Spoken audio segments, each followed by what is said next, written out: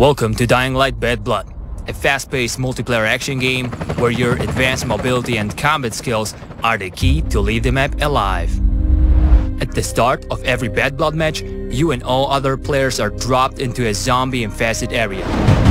Each of you has the same goal, to evacuate before others, as only one can make it out alive. To get a seat on the extraction chopper, you have to extract blood samples from the zombie hives. The chopper will arrive only when one of the players has collected enough samples. Collecting the samples will also level up your character. With each new level, your health, speed, and strength will increase. Locate the hives using your minimap. Defeat the zombies guarding them and collect the blood samples. You can also try creating a diversion and harvesting the hive before you're noticed. The hives come in various difficulty levels. If you have trouble tackling them, explore the area for better melee and ranged weapons or useful items such as shields, throwables, and weapon upgrades. Remember that only one seat is available on the chopper, so sooner or later you will face other players. Kill them to loot their weapons and, what's more important, the blood samples they carry. To get an edge over your rivals, master the Dying Light gameplay. Use parkour to escape pursuits, hunt down other players, and race to the chopper. Engage in brutal melee combat and discover the depth of new moves, including parries, throws, and shields. If you get pierced with a sharp weapon, you'll have trouble running and start to bleed. Press the prompt button ASAP to yank the blade out and use it in combat. Once you have enough samples, you will be marked as hunted. Now you are everyone's primary target. Get to the evac zone as soon as you can and fight off the remaining players.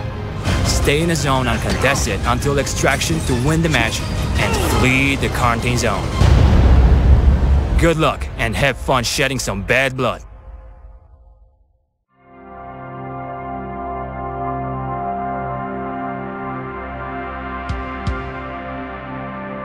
The eyes of the world have been glued to the city of Haran for the past 2 months, following the outbreak of a previously unknown pathogen.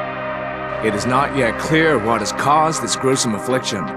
The local government's Ministry of Defense erected a quarantine wall shortly after the outbreak. The global relief effort's steady stream of supply drops has sustained what few survivors remain in the city. The Ministry of Defense believes more radical action should be taken to stem the tide of this virus. The question is, are there still non-infected survivors in the city as the GRE maintains? And if so, will the ministry still go through with a stated plan to annihilate the city in an attempt to wipe out the Haran virus once and for all? Whether by way of the virus or the ministry's proposed plan, one thing is certain. Haran's days are numbered.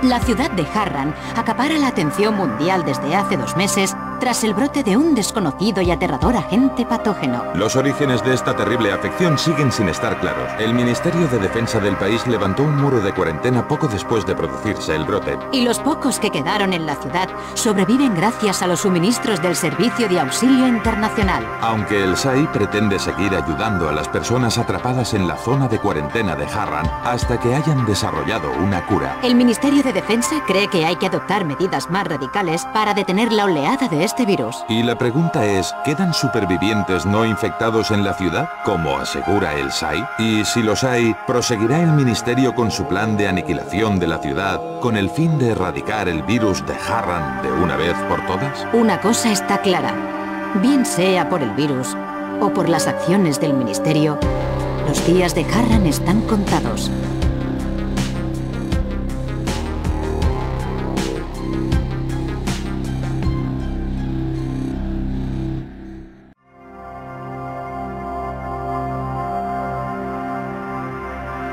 Oczy całego świata są zwrócone na miasto Haran, gdzie 2 miesiące temu wybuchła epidemia nieznanej dotąd choroby. Ciągle nie jest jasne, co spowodowało ten wybuch. Miejscowe Ministerstwo Obrony wzniosło wokół miasta mur, mający zapobiec rozprzestrzenianiu się zarazy. Podczas gdy globalny resort epidemiologiczny zapewnia stałe zrzuty zaopatrzenia mające na celu pomoc pozostałym przy życiu mieszkańcom. Jednak pomimo formalnych wysiłków GRE, aby wspomóc mieszkańców uwięzionych w skażonym Haranie do czasu opracowania skutecznego leku, Ministerstwo Obrony uważa, że powstrzymanie wirusa może wymagać podjęcia bardziej radykalnych działań. pytanie brzmi, czy w mieście pozostali jeszcze niezarażeni mieszkańcy, jak utrzymuje GRE? A jeśli tak, czy ministerstwo mimo to przeprowadzi atak bombowy mający na celu całkowite wyeliminowanie wirusa Haran razem z samym miastem? Niezależnie od tego, czy dzieła zniszczenia dokona wirus czy ministerstwo, jedno jest pewne: dni Haranu są policzone.